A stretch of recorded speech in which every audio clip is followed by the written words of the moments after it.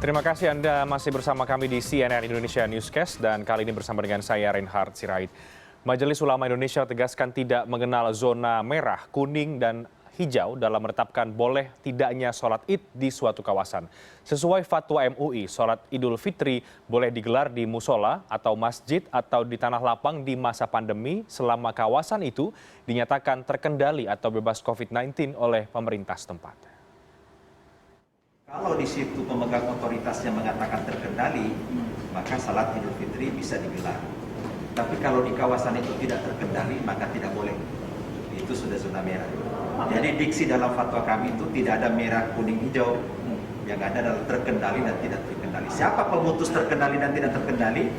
Adalah pemerintah yang ada di situ. Pemerintah Provinsi Jawa Timur telah mengeluarkan keputusan yang memperbolehkan pelaksanaan sholat Idul Fitri di Masjid Al-Akbar Surabaya, namun tidak semua kalangan setuju.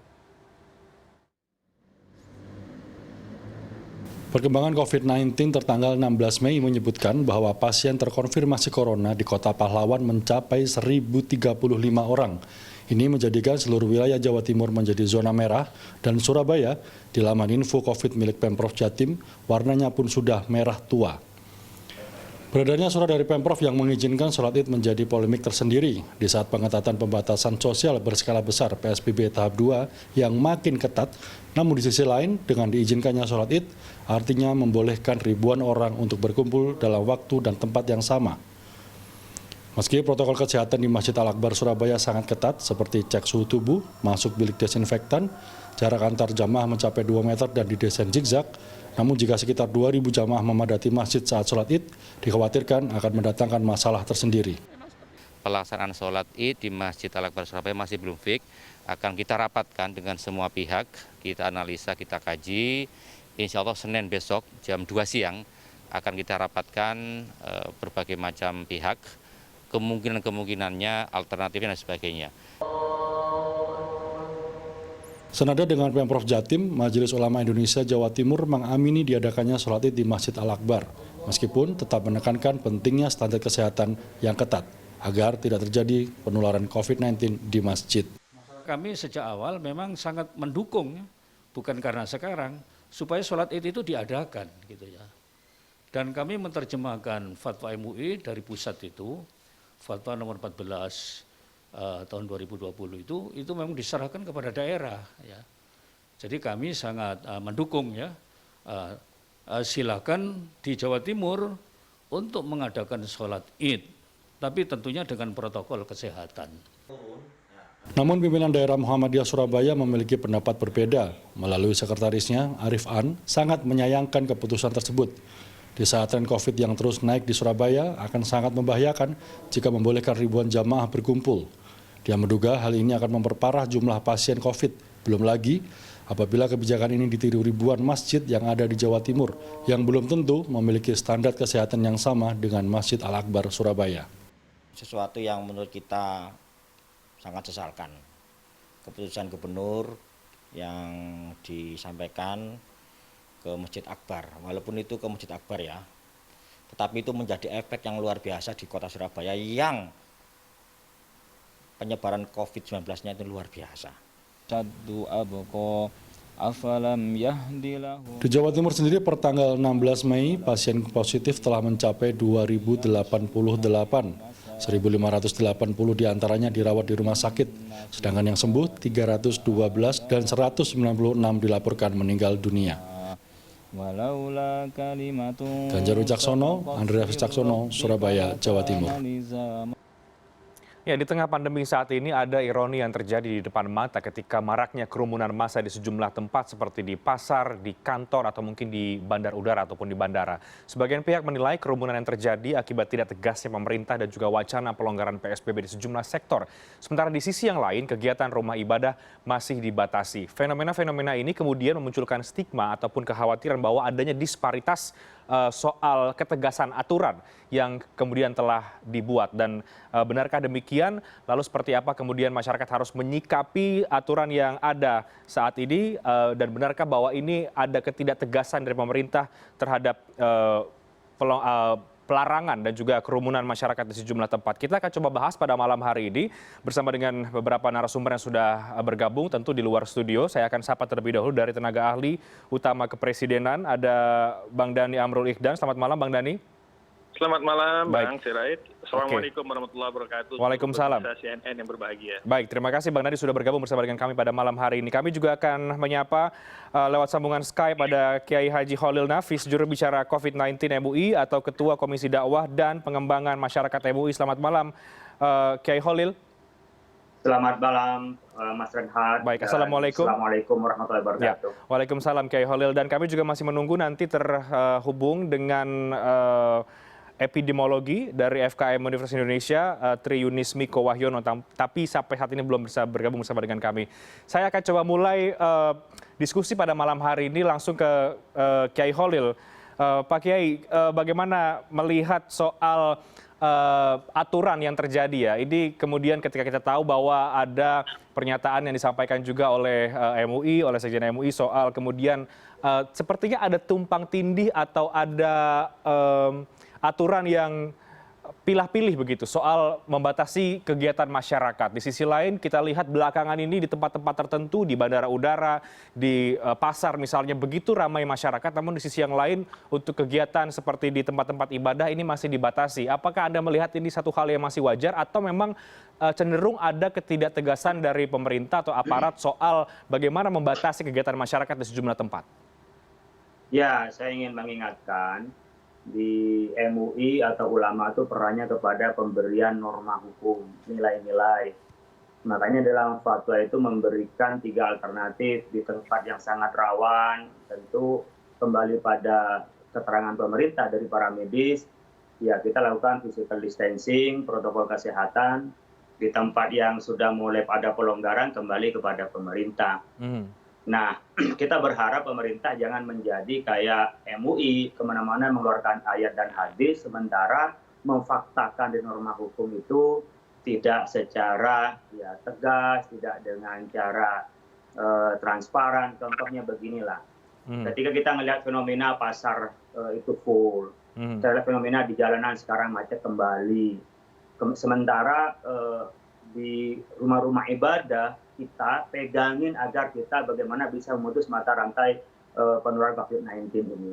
Sehingga kami tidak bisa menjawab di depan umat, karena memang fenomenanya menjadi tidak jelas, jadi ambigu. Satu sisi kita ingin memutus mata rantai penularan, jadi kita sampai ibadah pun kita juga mengekang diri, sementara di luar bandara, di tempat-tempat umum dengan alasan investasi sangat longgar. Lalu sebenarnya yang mau kita selesaikan ini persoalan penularannya atau persoalan investasinya. Nah, bagi kita yang militansi, apalagi masih punya paham bahwa agama itu menyelesaikan dengan doanya, agama dengan menyelesaikan dengan pendekatan kepada Sang Kholik, ini menemukan momentumnya untuk mereka melakukan pembangkangan, dalam tanda kutip pembangkangan. Bahkan mungkin merasa mendesak karena ini bagian dari hak asasi manusia. Ini menjadi ambigu. Kalau seandainya pemerintah mau melonggarkan di tingkat ekonomi atau di pasar tempat kerja, coba diawali dulu dengan pelonggaran di tempat ibadah, sehingga kita tidak ada kecurigaan bahwa kita dijauhkan dari masjid. Ini yang muncul di masyarakat menjadi seperti itu, dan kami dari Majelis Ulama yang memberikan gambaran itu, ya akhirnya menemukan eksekusi di lapangan yang menjadi ambigu. Oke, baik Pak Yai. Jadi intinya adalah kalaupun ada aturan memang harus tegas terhadap semua sektor begitu ya. Tapi kalau kemudian dengan alasan investasi atau ekonomi mencegah pengangguran, apakah itu tidak bisa diterima secara logis Pak Yai? Karena kan memang itu adalah salah satu bisa jadi menjadi masalah yang baru ketika memang tidak dicari solusinya. Jadi antara kesehatan dan juga ekonomi yang memang saling berkaitan satu sama lain Pak Yai. Sebenarnya iya, apapun yang menjadi kebijakan pemerintah pasti buruk, karena kondisinya buruk. Jadi yang diambil adalah hanya yang buruk dibanding daripada yang terburuk. Hanya saja sentuhannya ke publik itu harus menggunakan tata krama ya, keagamaan lah. Ketika kita melihat fenomena umpamanya di bandara sedemikian dibukanya, pasar sedemikian dibukanya, lalu tidak ada ketegasan sekarang untuk orang melakukan physical distancing, penggunaan masker, sementara rumah ibadah diperketat, itu kan menimbulkan kecurigaan. Akhirnya kami pun akan menyampaikan, sudah sekarang kalau berkenaan dengan prakteknya di lapangan, kita kembalikan pada pemerintah karena MUI memang tidak punya hak eksekusi, hanya memberikan norma hukum. Kalau memang di situ ada rawan penularan, maka kita jangan sampai melakukan ibadah di rumah ibadah karena itu akan menimbulkan kerumunan. Dan kami tidak pernah dari awal itu melarang orang masuk di rumah ibadah, melakukan kegiatan di rumah ibadah. Yang dilarang adalah berjamaah yang menimbulkan kerumunan itu. Meskipun secara pribadi bagi kita, ngapain kita umpamanya mendesak urusan sholat Id, itu kan sunnah. Dengan sholat Jumat pun kita bisa ada toleransi sholat di rumah gitu. Apalagi dengan sholat Id yang sifatnya adalah hukumnya sunnah. Jadi kita sebenarnya memproporsionalkan di mana keagamaan kita itu dilandasi dengan ilmu bukan emosi. Tapi kan akan muncul emosi karena apa? Ngiri pada tempat lain yang itu tidak bersuci, tidak cuci tangan, ya kan? Tidak mandi. Mereka tuh bisa berkerumun. Padahal itu juga kita nggak bisa memutus mata rantai ini tanpa kerjasama semua. Sementara di rumah ibadah yang relatif lebih bersih, relatif lebih kita menjaga kebersihan karena kita mandi dan wudhu dan cuci tangan itu, kita bisa menahan diri demi memutus mata rantai penularan ini. Dan keadilan ini sebenarnya yang diminta oleh masyarakat. Kalau enggak, masyarakat nanti menjadi mohon maaf, mungkin menjadi curiga, menjadi cemburu dan lain sebagainya. Baik Pak Yai, saya akan langsung ke Bang Dhani dari Kantor Staf Kepresidenan. Bang Dhani, bagaimana tanggapan Anda ini soal kemudian keadilan dan agar tidak ada kecurigaan di antara masyarakat adanya tebang pilih begitu antara aturan yang akan ditegaskan dalam sejumlah sektor, bahwa kemudian di sisi yang lain kita tahu sudah ada quote-unquote pelonggaran di sejumlah sektor, tapi di sisi yang lain kegiatan masyarakat untuk beribadah masih sangat diperketat, bahkan memang masih dilarang untuk beribadah di tempat ibadah. Bagaimana melihat itu, Bang Dhani? Baik, pertama kami mengucapkan terima kasih atas segala masukan dari Pak Kiai Kholil dan sejumlah kiai di MUI, bahwa masukan itu sangat berarti bagi pemerintah untuk melakukan evaluasi terhadap pelaksanaan PSBB di lapangan dan juga menjamin konsistensi pelaksanaan PSBB agar sesuai dengan protokol kesehatan dan aturan yang berlaku, termasuk segala macam bentuk bias yang di lapangan yang ada. Kami juga tidak menutup mata terhadap berbagai bias di lapangan yang membuat jadi terkesan ambigu. Namun demikian, perlu kami tegaskan kembali bahwa tidak pernah ada yang namanya keputusan untuk melakukan pelonggaran ataupun relaksasi. Beberapa kali di media saya sudah sampaikan bahwa belum ada keputusan terhadap pelonggaran apalagi relaksasi. Terlebih lagi Bapak Presiden telah berkali-kali menyatakan, bahkan sampai dengan rapat terbatas tadi siang juga sudah mengatakan bahwa tidak ada itu relaksasi dan pelonggaran-pelonggaran. Yang ada baru sebatas pengkajian dan persiapan yang diperlukan oleh pemerintah, kementerian dan lembaga terkait sampai dengan pemerintah daerah apabila term and condition-nya, segala prasyaratnya memang sudah memenuhi untuk dilakukan pelonggaran dengan beberapa koridor epidemiologis maupun keadaan empiris di lapangan dalam menunjukkan tren penurunan yang signifikan, tes PCR yang sudah cukup banyak, ketersediaan rumah sakit dan tenaga medis, fasilitas penunjang dan sebagainya, yang membuat keputusan itu akan ada pelonggaran ke depannya. Jadi tidak waktu hari ini ataupun besok, tidak.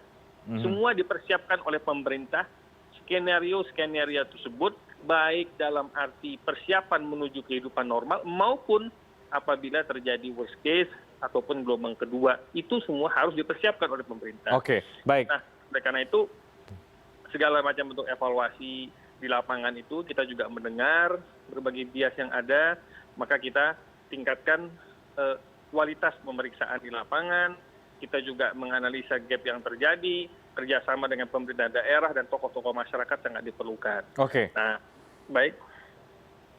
Baik, Bang Dhani, nah oke bukan relaksasi atau mungkin menolak untuk dikatakan adalah pelonggaran, tapi kita lihat beberapa hari terakhir fakta empirisnya juga adalah memang terjadi kerumunan, Bang Dhani, katakanlah di bandar udara begitu, atau mungkin di pasar, atau mulai kembali padatnya jalanan pada hari ini dan beberapa hari belakangan. Ini kan yang kemudian mungkin juga menjadi satu kekhawatiran atau dianggap ini kok tidak adil sekali tampaknya sejumlah tempat sudah mulai ramai kembali, sudah mulai terjadi kerumunan masyarakat, tapi di sisi yang lain kemudian ini tetap dibatasi. Ini kan soal kemudian ketegasan tadi yang kita sudah bahas sejak awal. Bagaimana Bang Dhani?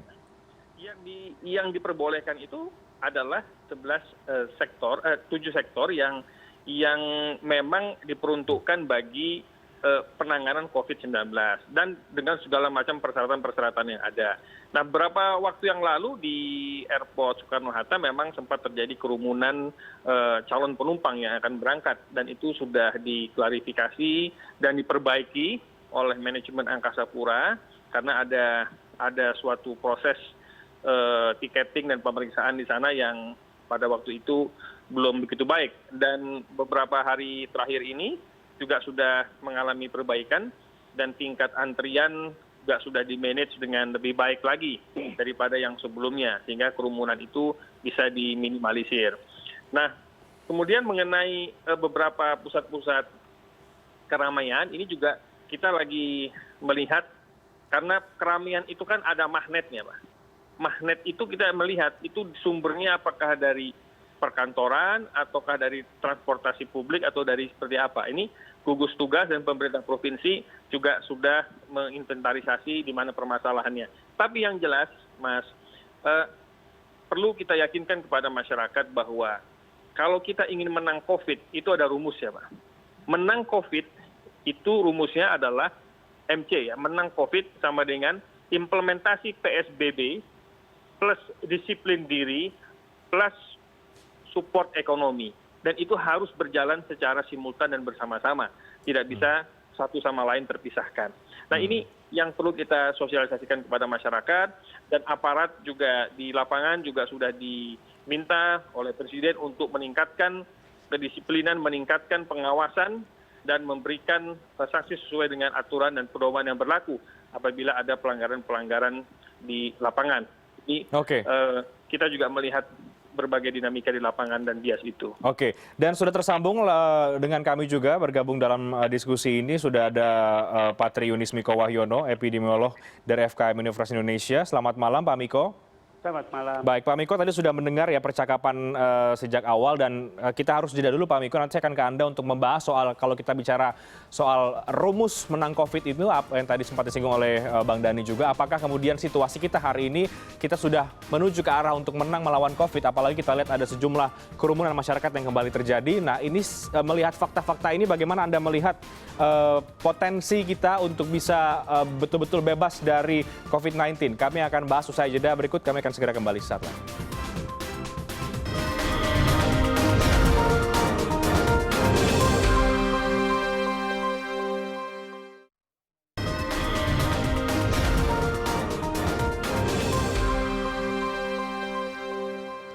Baik, saya langsung ke Pak Miko. Pak Miko, jadi bagaimana Anda melihat rentetan aturan ya, ataupun mungkin juga banyak yang mengatakan tidak tegas soal aturan terhadap sejumlah sektor, sehingga kalau kita bicara soal bagaimana bisa menang melawan COVID-19 saat ini, Anda punya pandangan seperti apa, Pak Miko? Jadi di Indonesia sekarang kasusnya sudah 18.000 dan Indonesia bukan negara kecil, negara yang luas, negara yang banyak penduduknya, 34 provinsi dan 500 lebih kabupaten. Jadi sebaran kasus COVID-nya pun beragam begitu, dari Jakarta yang terbanyak, kemudian Jawa Timur, kemudian Jawa Barat, kemudian Jawa Tengah dan sebagainya.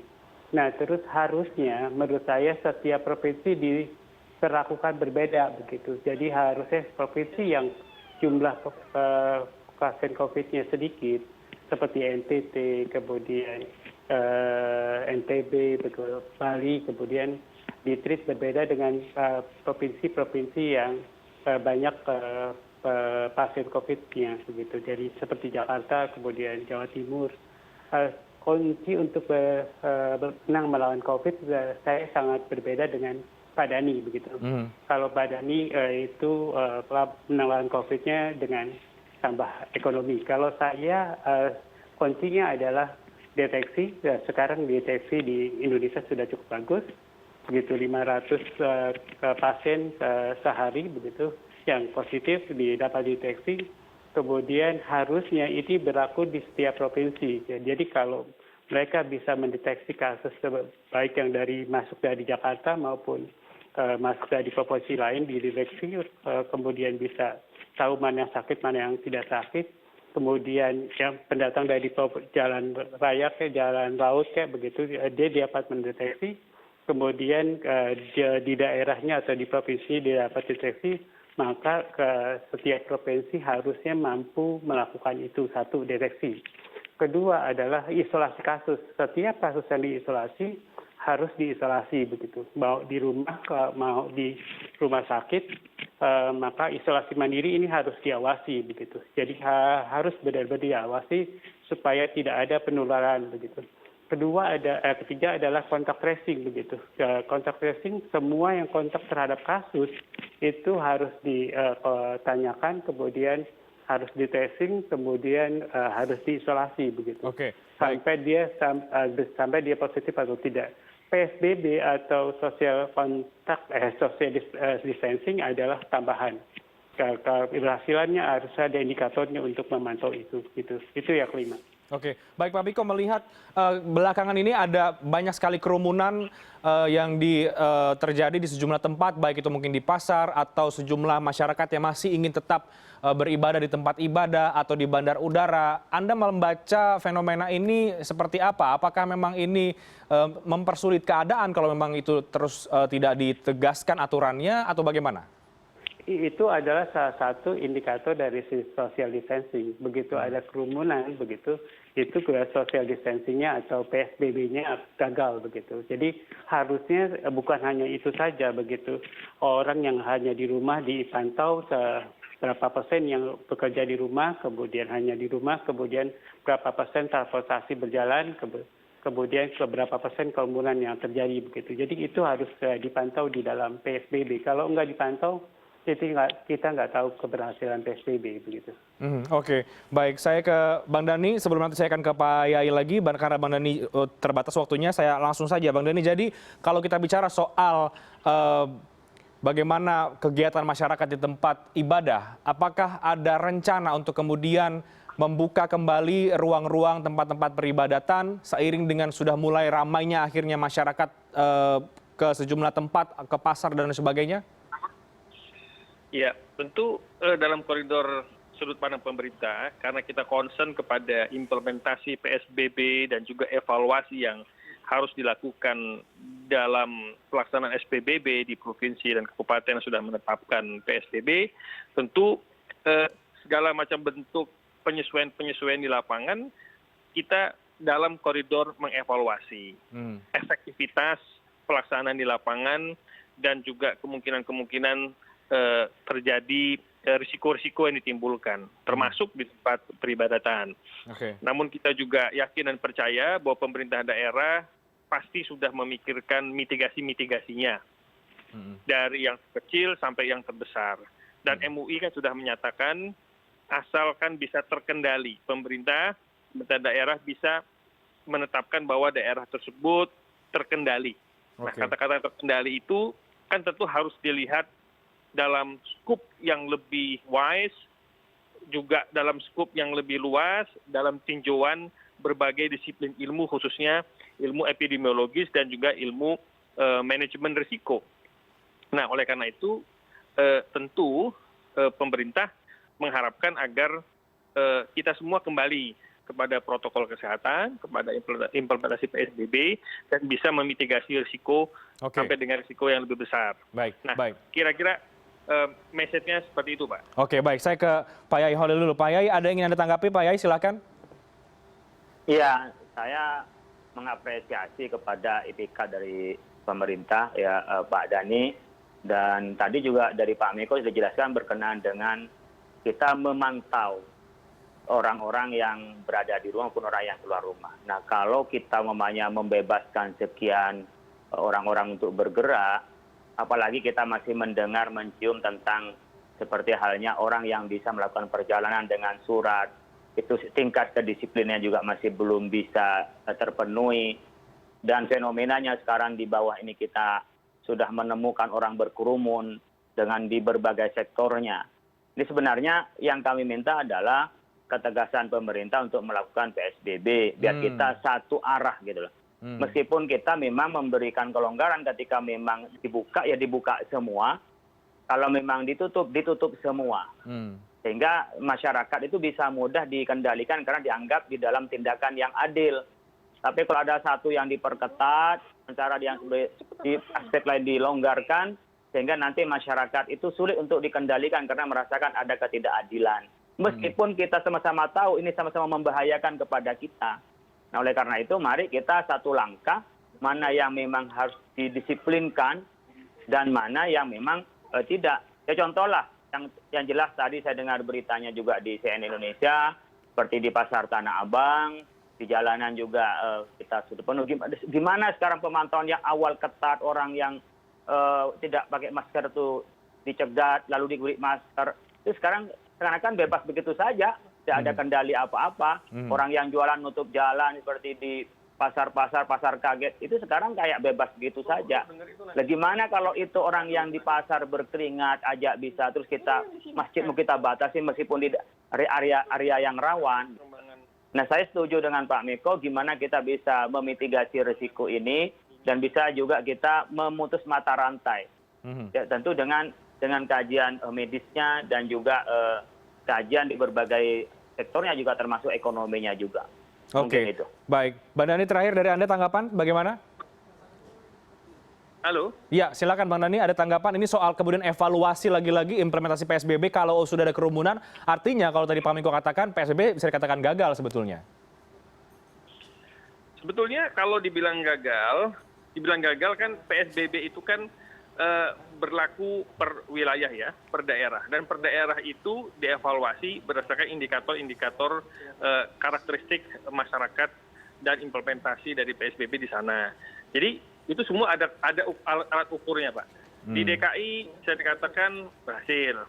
Tapi menjaga konsistensi itu, Pak, yang paling sulit. Ketika dibilang berhasil, sempat menurun, tapi sekarang naik lagi, dan ternyata ada keramaian. Hari ini juga ada titik-titik kemacetan di beberapa tempat-tempat strategis di jalan-jalan protokol ibu kota. Nah, itu juga menjadi concern kita. Jadi menjaga konsistensi ini sulit, Pak. Kita juga sadar. Masyarakat kita semua ya, tidak hanya masyarakat, ya aparat semua, kita pemerintah juga sama. Jadi yang paling penting itu adalah menjaga konsistensi. Ketika PSBB ini belum dilonggarkan atau apalagi belum dicabut, ya harusnya kita konsisten dengan segala protokol yang ada. Dan itu juga di beberapa daerah. Namun tadi Mas, dalam pelaksanaan ini tentu kan sangat dinamis, ya kan? Bisa saja dalam waktu beberapa hari ke depan ada pengetatan karena ada eskalasi, ya kan? Dan bisa juga ke depan kalau sudah turun ada pelonggaran. Jadi ini memang tidak bisa kaku juga kita menafsirkan implementasi PSBB ini. Termasuk bisa saja kemudian nanti tempat ibadah dibuka kembali dengan sejumlah protokol kesehatan misalnya? Ya, apabila kondisi-kondisi secara epidemiologis itu menunjukkan tanda-tanda penurunan yang cukup signifikan, segala kemungkinan itu bisa saja terjadi. Segala kemungkinan bisa terjadi. Dan itu harus dipersiapkan, Pak. Baik. Dan perlu dipersiapkan juga protokol-protokolnya apabila terjadi penurunan dalam periode ke depan. Oke, baik. Terima kasih Bang Dhani sudah bergabung bersama dengan kami. Saya akan lanjutkan dengan Pak Kiai Holil. Saya akan lanjutkan dengan Pak Miko. Pak Miko, kalau dari kacamata Anda, ini apakah kita sudah sampai di tahapan atau di situasi yang memang ini sudah bisa membuka sejumlah kelonggaran tempat-tempat umum, termasuk juga tempat ibadah atau apapun itu, dengan sejumlah protokol kesehatan? Nanti dijawab Pak Miko usai jeda. Kami akan segera kembali sesaat lagi.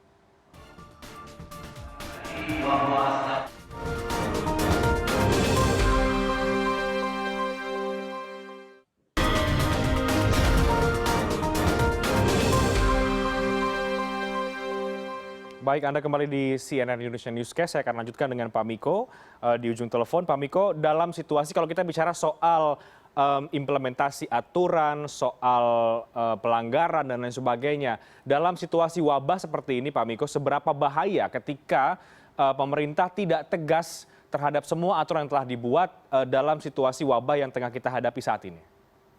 Ya sekarang pada saat kasus barunya banyak sekali, saya pikir bukan ideal untuk membuka apapun. Sekarang harusnya pemerintah lebih strict, bahkan kalau bisa dilakukan isolasi semua di rumah begitu.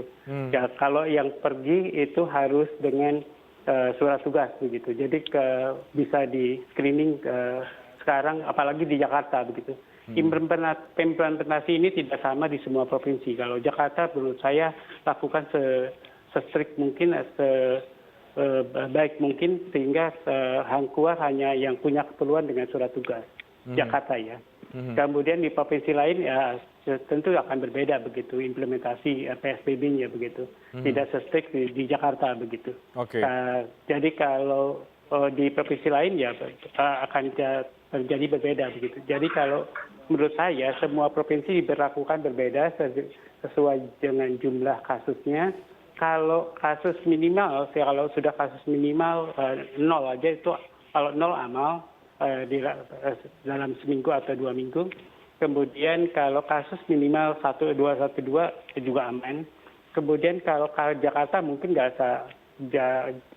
amat lama untuk menunggu kasus 0 begitu. Jadi sampai kasus minimal dia seminggu 2 minggu stabil, kemudian jamin bahwa isolasi kasus dapat dilakukan dengan baik, kemudian dijamin kalau isolasi kontaknya juga bisa dilakukan dengan baik, maka bisa dibuka bertahap begitu. Apa yang dibuka ya sekolah dulu, kemudian baru industri yang aman dulu begitu. Kalau mau dibuka begitu.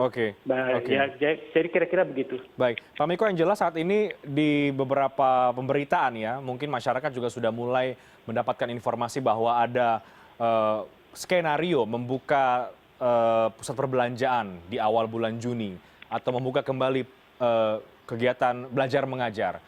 Dengan fakta wabah yang tengah dihadapi oleh kita saat ini, apakah sudah saatnya itu atau sudah bisa ini semua dilonggarkan kembali, atau seperti yang Anda katakan untuk di Jakarta misalnya, justru saat seperti ini adalah saat-saat di mana harus lebih strict lagi dibanding sebelumnya? Iya betul. Jadi tidak semua provinsi bisa membuka pada bulan Juni. Tolong dilihat penurunannya pada setiap provinsi. Jadi kalau penurunannya udah stabil dalam waktu seminggu begitu, dia tetap pada nilai itu. Dan kedua, dijamin isolasi kasusnya, kemudian dijamin isolasi kontaknya, dan dijamin deteksinya baik begitu. Kalau ada kasus baru yang masuk atau orang luar masuk, kemudian dapat dideteksi dengan baik, maka tidak ada penularan lagi. Maka itu bisa dibuka bertahap begitu. Jadi mulai yang paling aman sekolah, kemudian industri-industri yang aman begitu. Jadi dipikirkan keamanan dari para pekerjanya begitu. Oke, bagaimana dengan tempat ibadah, Pak Miko? Ke tempat ibadah kalau menurut saya sih kalau pakai masker dan jaga jarak begitu aman, karena kalau dipakai masker ya jaga jarak paling bisa stoknya bisa diatur dengan baik. Kecuali kalau ada pelanggaran ya ada hukuman begitu. Oke. Saya ke Pak Yai Holil. Pak Yai, untuk fatwa ya ataupun imbauan dari MUI untuk umat Islam di seluruh Indonesia, artinya memang ada perbedaan juga ya Pak Yai soal di mana kemudian lebih baik boleh sholat Idul Fitri atau mana yang lebih baik di rumah saja, karena kan tentu di setiap provinsi berbeda-beda. Seperti apa Pak? Ya, saya ingin meluruskan paham tadi dari Pak Dhani tentang membuka masjid. Masjid sampai sekarang jangan pernah ada yang ditutup. Semua masjid dibuka. Bagi muadzinnya, bagi takmirnya. Yang tidak boleh adalah orang-orang yang di rumah itu berkerumun sholat di masjid. Kalau itu ada di tempat yang rawan yang memungkinkan untuk menular kepada yang lain. Jadi masjidnya jangan pernah ditutup. Jangan sampai punya persepsi masjid digembok gara-gara COVID-19. Apalagi tadi Pak Miko menyampaikan, ternyata masjid lebih bisa untuk dijaga penularannya dengan physical distancing dan protokol kesehatan itu. Memang ada bedanya di tempat yang namanya steril, yang tidak pernah ada terjadi apa-apa, orang dalam tak pernah interaksi dengan luar, orang luar nggak pernah masuk ke dalam, bisa melakukan isolasi komunitas di satu daerah, itu bisa dilaksanakan sebagaimana biasanya di kita. Artinya tetap menjaga protokol kesehatan, ya sholat biasa, stopnya rapat, kalau memang itu ada isolasi mandiri atau isolasi komunitas. Atau di tempat terpencil, kita kan bicara Indonesia, seperti halnya di daerah Jawa Timur yang terpencil, di Madura, di Jember, atau NTT, di Lombok, itu kan bisa beda-beda masing-masing tempat. Tapi yang diberlakukan PSBB, kalau itu masih belum bisa melakukan isolasi komunitas, ya tentunya baiknya sholat di rumah saja untuk menghindari penularan COVID-19 dengan kita berkerumun. Tapi sekiranya menurut medis dan menurut kewenangan pemerintah daerah sudah bisa dilakukan, dengan tadi umpamanya ahli seperti Pak Miko menyampaikan, sajadah sendiri, tempatnya juga renggang, ada protokol, ada physical distancing, protokol kesehatan dipenuhi, kenapa tidak? Wong kita di bandara aja orang dekat-dekat bisa berangkat, kenapa kita masuk ke rumah ibadah tidak bisa kita lakukan mitigasi risiko itu? Sehingga kalau orang punya, ketika suhunya di atas 38 atau 40 ke atas tidak boleh masuk, sehingga kita di sana bisa dimitigasi, hak rakyat mendapatkan ketenangan, itu bisa terpenuhi, hayat umat juga begitu. Karena kalau nanti umat itu panik, merasa tidak ada pegangan keagamaannya, malah dia dengan sendirinya mudah terserang dengan penyakit. Apakah itu karena pandemi COVID-19 atau terserang penyakit lainnya.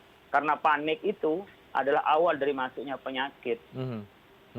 Oleh karena itu sandaran agama, lalu kembali kepada agama, itu bagian dari obat. Jadi sabar itu awal dari kesembuhan. Panik awal dari sakit.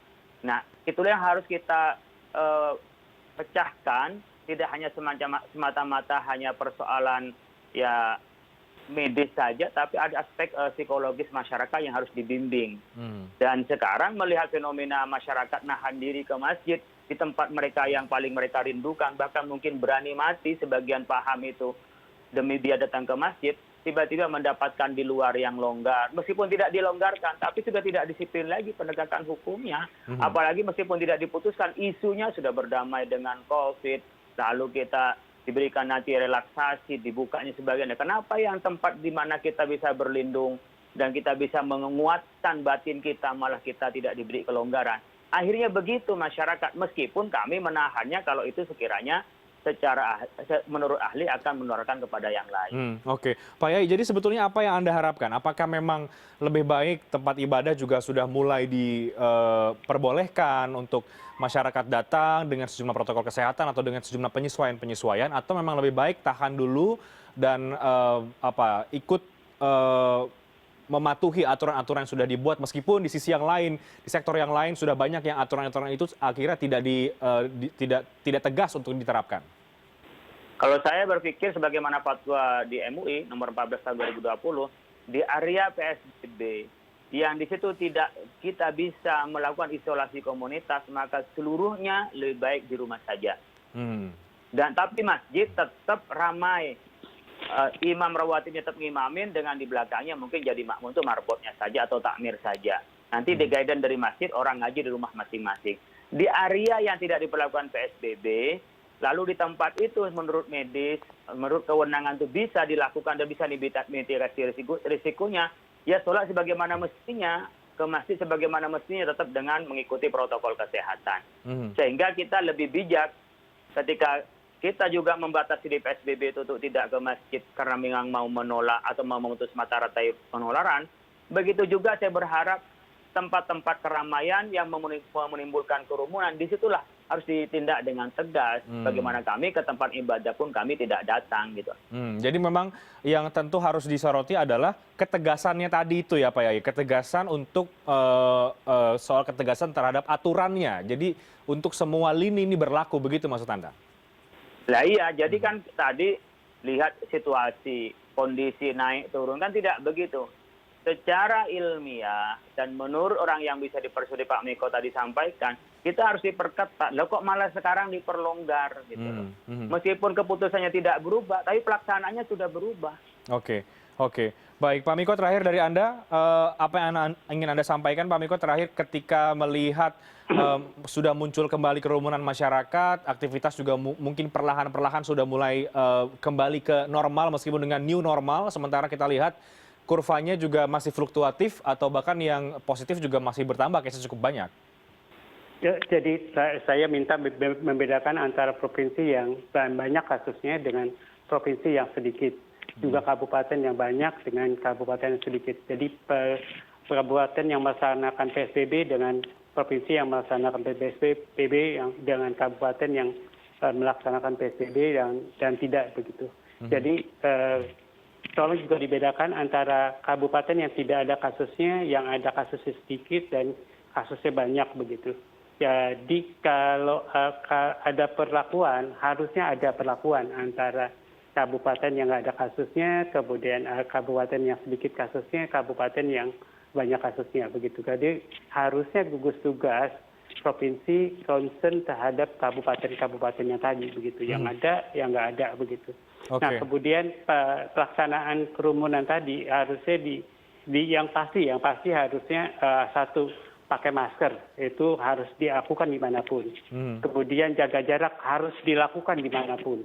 Kemudian satu lagi jaga kebersihan atau higiene pribadi harus dilakukan dimanapun. Nah kerumunan ini akan berbeda begitu. Jadi kalau sholat ya boleh di kabupaten yang nggak ada kasusnya begitu. Kemudian dengan jarak tetap ya, tadi kan jaga jarak harus tetap dilakukan. Kemudian dimanapun.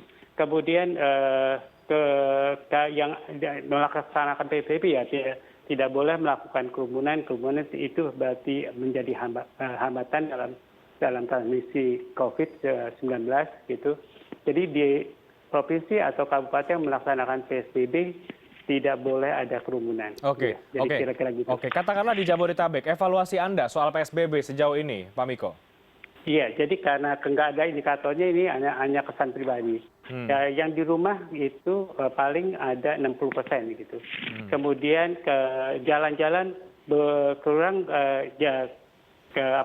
kendaraannya mobil, tapi motor bertambah. Jadi itu menunjukkan bahwa indikator PSBB nggak berhasil begitu. Jadi kerumunan masih terjadi banyak di pasar, kemudian di tempat-tempat umum masih terjadi kerumunan begitu. Jadi buat transmisi pasti akan berjalan begitu. Ya penularan pasti akan berjalan. Kasus jadi lebih banyak sekarang 600 sehari, atau di Jakarta mungkin ada 200-an begitu atau 100-an begitu. Baik. Jadi itu harus dibatasi. Jadi nggak boleh ada kerumunan, nggak boleh transportasi lebih sedikit lagi, kalau bisa berkurang lebih dari 50%. Kemudian yang orang bekerja di rumah harus di atas 80%. Jadi itu menunjukkan sepi kendaraan. Gitu. Oke. Yang terjadi saat ini menurut Anda apakah ini karena faktor ketidaktegasan atau ketidaksadaran ketidakpedulian masyarakat? Semua campur aduk begitu. Ketidakpedulian masyarakat karena memang penduduk Indonesia itu 50% lebih SMP ke bawah. Jadi jangan salahkan masyarakat begitu. Yang kedua karena juga penyuluhan kesehatannya tidak seluruhnya banyak gitu kan. Dengan nyanyi-nyanyi begitu, dengan promosi yang salah ya mungkin message-nya belum sampai ke masyarakat begitu. Tapi yang satu lagi adalah kebutuhan ekonomi, itu harus dipikirkan secepat mungkin kita keluar. Jadi harusnya PSBB 1 kali atau 2 minggu itu pasti nggak cukup. PSBB 2 kali juga pasti nggak cukup. Mungkin hanya 2 bulan begitu. Jadi 4 kali mungkin baru akan memadai begitu. Jadi kalau sekali lagi sebulan lagi maka itu akan turun begitu.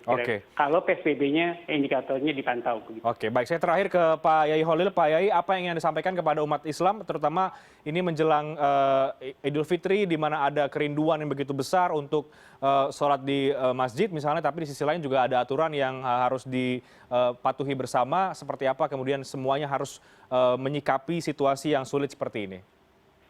Ya, kita harus tetap berpedoman kepada ayat Al-Quran, ati'ullah wa ati'ur rasul wa ulil amri minkum. Jadi masyarakat tolong taati para ulama. Ulama lah yang akan berkoordinasi dengan pemerintah. Dan taatilah pemerintah. Nanti apa yang kita laksanakan rindu bisa kita pahami, dan kita juga rindu semua. Tetapi beragama itu tidak hanya dengan perasaan tapi juga dengan ilmu. Oleh karena itu tanggung jawab kita sebagai penganut agama Islam, maka ikutlah para ulama, ia akan bertanggung jawab di hadapan Allah Subhanahu wa taala. Dan dalam pelaksanaan keseharian dan pelaksanaan di lapangan, kita juga taat kepada pemerintah karena ulil amri dari kita. Dan kita tidak perlu memaksakan diri, karena kalau kita berharap pahala dari Allah Subhanahu wa taala, keterbatasan-keterbatasan ini telah mencatat kebaikan-kebaikan kita yang pernah kita lakukan pada sebelumnya pada saat tidak ada COVID-19 ini. Baik. Percayalah dengan kesabaran kita, percayalah dengan tawakal kita dan mengikuti para ulama dan pemerintah, insya Allah Allah akan memberikan pahalanya dan tak berkurang sedikit pun dari nilai ibadah kita untuk yang kita niatkan, karena Allah telah memberikan janjinya bagi orang yang biasa berbuat baik, lalu kemudian ia terhalang karena ada penyakit atau lain hal, Allah tetap mencatat kebaikan itu sebagaimana kebaikan yang biasa dilakukan. Oke, baik, terima kasih banyak Pak Kiai Khalil Nafis sudah bergabung bersama dengan kami malam hari ini. Pak Miko, terima kasih banyak. Untuk kita berharap ada perbaikan baik dari segi aturan dan juga dari kita sendiri sebagai masyarakat untuk bisa berkontribusi demi menghilangkan atau mengurangi penyebaran virus COVID-19 di Indonesia. Terima kasih banyak Pak Kiai dan juga terima kasih banyak Pak Miko. Assalamualaikum warahmatullahi wabarakatuh. Kami harus jeda, usai jeda kami akan segera kembali dengan informasi Kementerian BUMN membantah mewajibkan pegawai yang berusia di bawah 45 tahun untuk masuk kerja pada tanggal 25 Mei. Kami akan segera kembali sesaat lagi.